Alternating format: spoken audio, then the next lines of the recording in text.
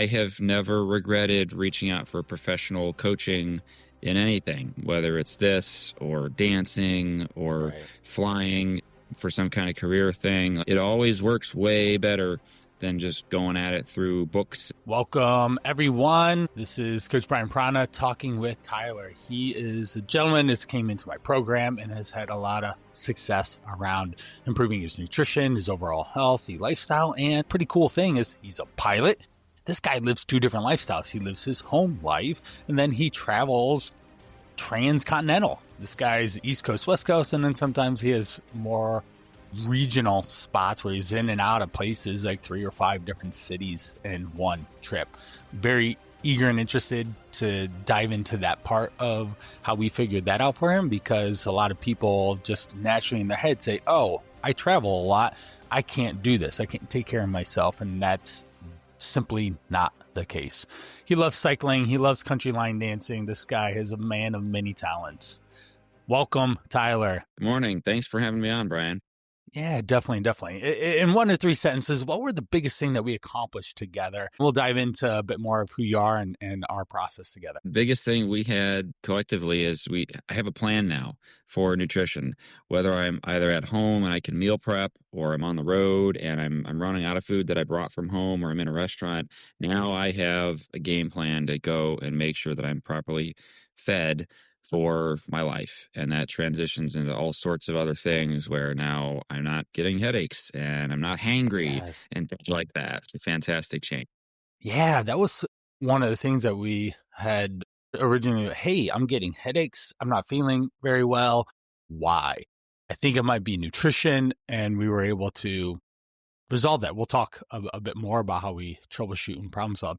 Tell us a little bit more about what life looks like for Tyler, how he travels and for work and in and out of hotel rooms, and while he's at home. Well, when I'm at work, I have a bag, a cooler that I can take food with me, and I'm traveling all across the country. Sometimes I'm near a grocery store, sometimes I'm not, but even when I am, I don't have cooking stuff with me. I can't just go get the things that I would normally eat at home. What that means is I usually cook a lot of food at home and bring it with me. But sometimes I'm gone so long that I can't do that for the entire trip.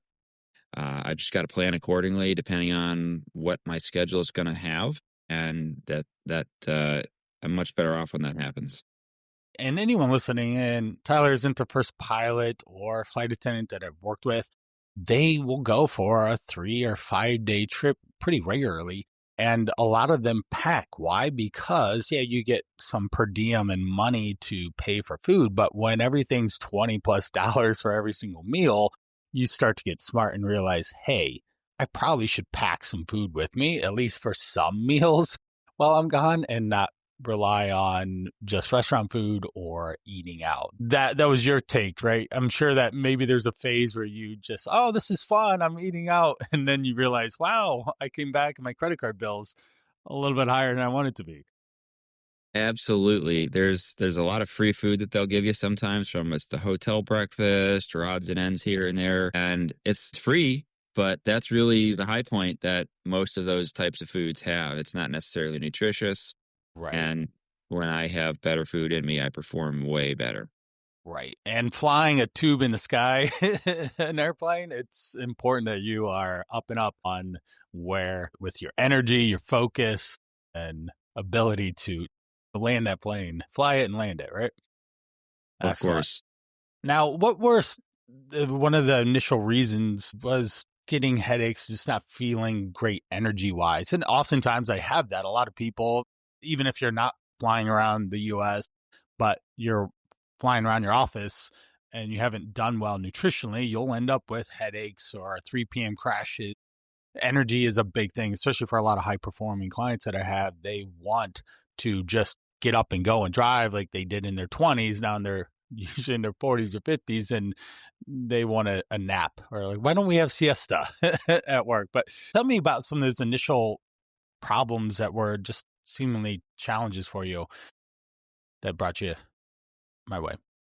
A huge part of it was just lack of knowledge and understanding of what nutrition, not what it was, but how everything goes together. I've heard about calorie tracking and macros and that sort of thing, but I never really figured out what a proper balance was and how to make sure I'm getting the right fuel in my body. We didn't start by tracking, but eventually I said, "Hey Brian, I think that might not be such a terrible idea after all. Let's do that, you know?" And eventually we did that, and it just kind of evolved into this educational process for the 3 months that we had worked together to a much better spot where now I'm like, "Okay, I don't think I'm feeling so well today. Why? Right. This is why I don't Right. have enough protein, or I have way too much fat in this meal and it isn't evenly spaced throughout the day. Now I know how to fix this." That education impact made the biggest difference in what we did. Right, definitely. What were some of the problems that you were recognize now if you were to maybe 3 or 5 bullet points or something, if you were to tell Tyler in the beginning of this, of the knowledge and insights that you have now, what would you say? "Hey, Tyler, you're feeling this way because you've had 500 calories and it's 4 o'clock today. And no wonder you don't feel so well with energy." What would some of those be? Well, yeah, it's the proper amount of food, whether it's too much or too little. It's the proper spacing of meals where you don't need to eat a crazy amount, let's say right before bed. That if I'm doing that, it's usually because I'm behind during the day. If I've eaten too much or too little, I've underfueled, or the right balance. I have a bunch of carbs and nothing else, or a bunch of fat. Yeah, you need to get some protein in there. There's some protein in cheese, but there's not a ton. Something as simple as water and just staying hydrated. Right. Balancing, kind of planning and calculating out how much of that kind of stuff I have throughout the day is was the biggest change. Yeah, most definitely. Now, you still took advantage of some of the free food options, right? The in-flight meals or the breakfasts and such. But what were some of the strategies that we implemented to balance or to you leverage some of that free opportunity to still work for you? Yeah, I just say back to planning.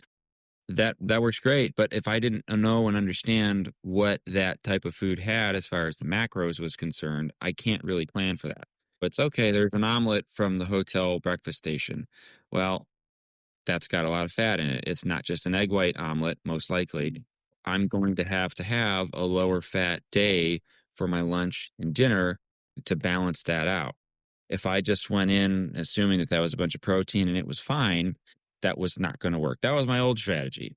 But now I can look at that free food, whatever it is, and understand what it's going to do to impact the rest of my day and plan accordingly. Right. What he's saying, if you're listening in, is he's got a different lens at which he looks at nutrition. He's got more of a Brian lens in a sense. When I see an omelet at a restaurant, I'm thinking Embassy Suites. We've been to plenty of those through all of our travels throughout the whole United States and all. They serve up omelets, very tasty ones, but what do they put in first? The oil. And then they put in this egg blend, which is usually whole eggs, which implies that you've got just 14 grams in a tablespoon of oil, usually more, plus the yolks, which is about 5 to 6 per yolk. And you could have generally a 3 egg omelet. You're looking at 18 plus 14. And ultimately we start to see, and then you add cheese, all of a sudden you have a 40 or 50 gram of fat in that omelet, where we want something more around 10 or 15 grams of fat and 50 grams of protein. But if you didn't specifically ask for an egg white omelet and ask for no oil, then yes, you are getting a lot of fat. And that's what Tyler's implying. He understands these things now, whereas in the past, he would just label the omelet as a protein source, which is only half accurate because of just basically macronutrients, understanding what's in the food that he's eating. And that was a big jump in our opportunity together. We went from taking pictures and practicing food balance of a protein, vegetables, fruits, starchy carbs, and fat, to then he said, "Hey, I actually think this would be a good idea to learn a little bit deeper. I understand why people do track, and it's just a tool in the nutritional toolbox." And that's exactly what we did. We pulled out that tool from the toolbox, and now he knows how to use it. And therefore, we used it for just a couple weeks, but you learned infinite amounts of nutritional knowledge through just asking questions, going through the experience with me. How was the overall experience of learning nutrition from the beginning all the way through where you're at now, which is a lot better? It was fantastic having a private coach that I could always go to for questions. Google is great for a lot of things, and with the AI out there, I'm sure it can kind of zone in on all kinds of Right. specifics, maybe.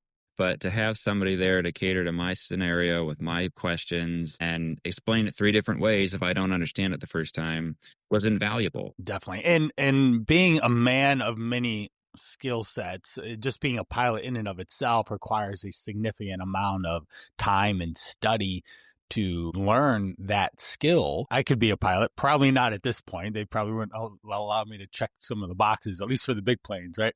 But I could do that because it's a skill set. Nutrition is a skill set in this, in just how to feed yourself. What were some of the, say, major skill sets that you took from just the learning experience? So you understand balance, you said, you understand, let's maybe even go into what packing for a 5-day trip looks like, or how does that differ when you're just at home living your normal everyday life? Maybe we could talk about some of those things. Oh, sure. I tend to look at, I guess, the most vulnerable parts of my schedule nutritionally. And in the mornings, for me, that's when I'm kind of up early and I've got to go. So I don't have a lot of time. It would be easy to grab something from the hotel breakfast area or some cheap thing to throw in the microwave and like a hot pocket, and I'm Right. out the door.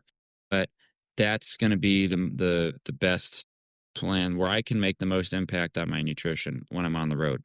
I'll bring some yogurts. I like hard boiled eggs or some other things I have in the morning. And that's my breakfast that I'll go to. And there's two or three that I can rotate through. I'll plan to have those most of the days. And then lunch, I can pack my own sandwiches and make sure there's lots of protein in there from, whether the lunch meat I'm using or other things to pair with it. And depending on the day, I know, hey, I'm gonna get a meal here. I want to eat at this restaurant here, maybe for Right. Yeah, dinner. we talked about you being a foodie, right? You enjoy the Yeah. food in the places that you go. Why not? If they're gonna fly Right. you there, might as well. So I can plan that in and incorporate into the diet ahead of time so I know that, okay, I can have the extra fat or whatever it is with dinner that day, but I have to prep for it in lunch. When I go put stuff in my cooler to take with me now, I have that kind of accounted for.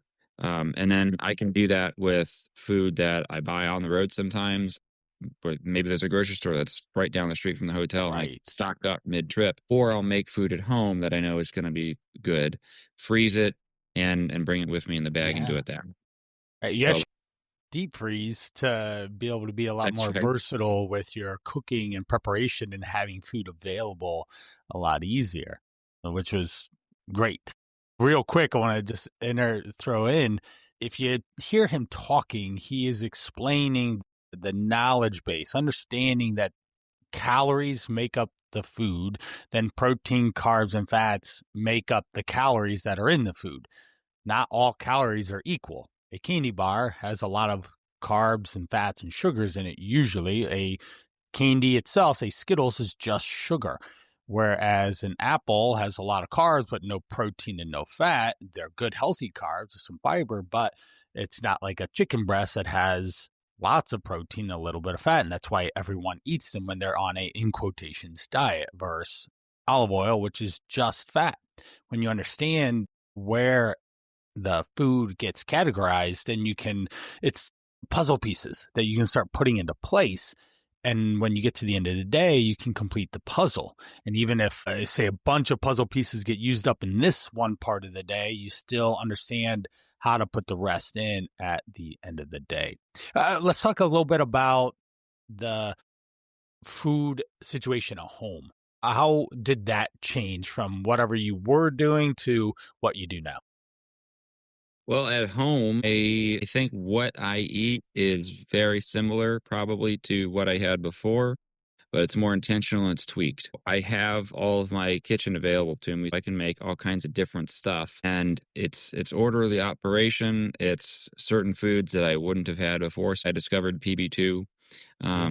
That's a cool thing to do. Tasty. Yeah, egg white wraps that I can have for breakfast, just as pancakes. That's kind of fun. I'll stock up with a bunch of good stuff. So know if I'm hungry, I've got my food ready to go. And it's just tweaked a little bit. I can have hot chocolate. I was like, hey, you know what? Let's take Yeah. chocolate protein powder and just mix it up with hot water instead of putting it in a shake. Now I can get 20 grams of protein from a cup of hot chocolate instead of Yeah. the junk from Swiss Miss that's all sugar. Right. This is pretty cool. Yeah. Yeah. A little And bit of it's milk, Cool Whip on the top, and you got yourself a party. Serving up yeah, protein, and hot chocolate. it's Insightful. way better. Yep, yep, way better here.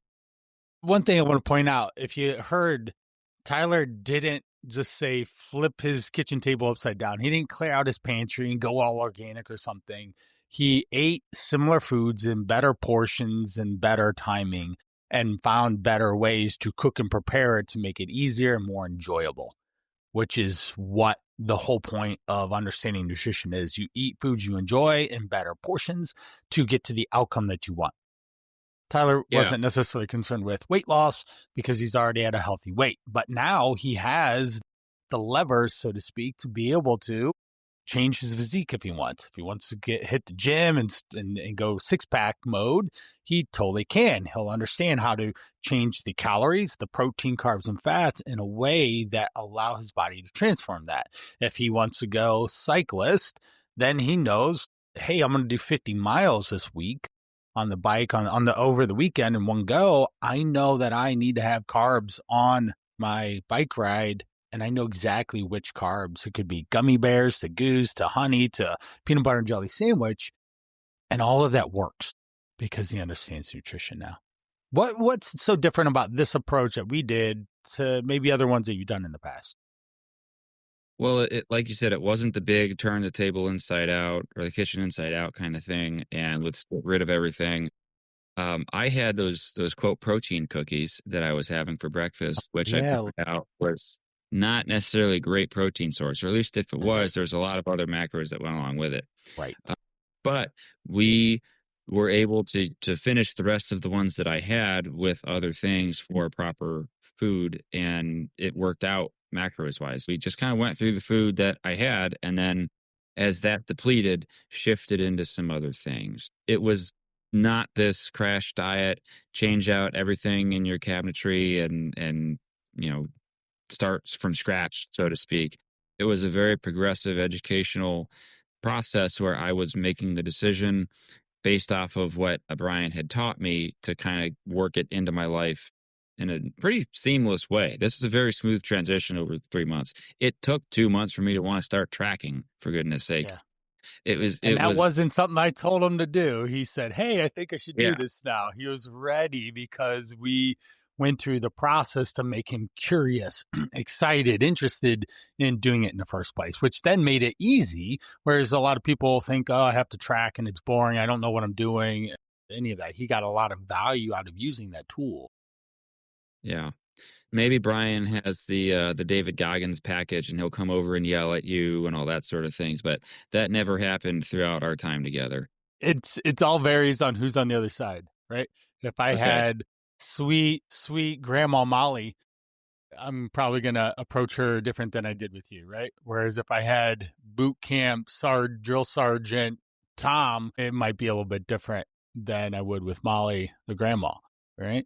Because I'm a coach. I understand people. I listen. I can match pace and cadence with what their energy needs were. If I came in and demanded that he start tracking and he does this and he throws those Lenny and Larry cookies away, that might cause more friction, which then might cause less desire application to get to the point where you were at now. And my job is to make it seamless that you are learning the whole time. You ask questions, you get relevant answers that make sense, that you're in the moment of, hey, I'm about to land in San Fran. I want to go to this place because it's the best. What should I get on the menu? And you share the menu, and then we talk about how to create that experience and make it really enjoyable while moving you forward with your health goals, not taking you back.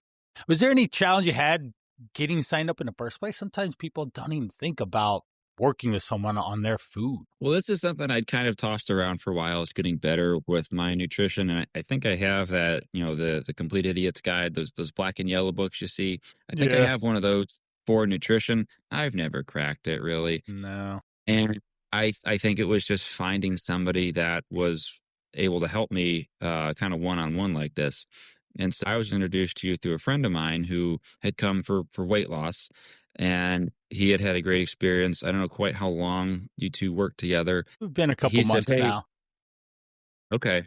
He said, give this guy a call." He kind of vetted me for a little while. I'm like, "Yeah, like I want to do this, Clay." And he's like, "Okay, yeah, we'll go talk to Brian here."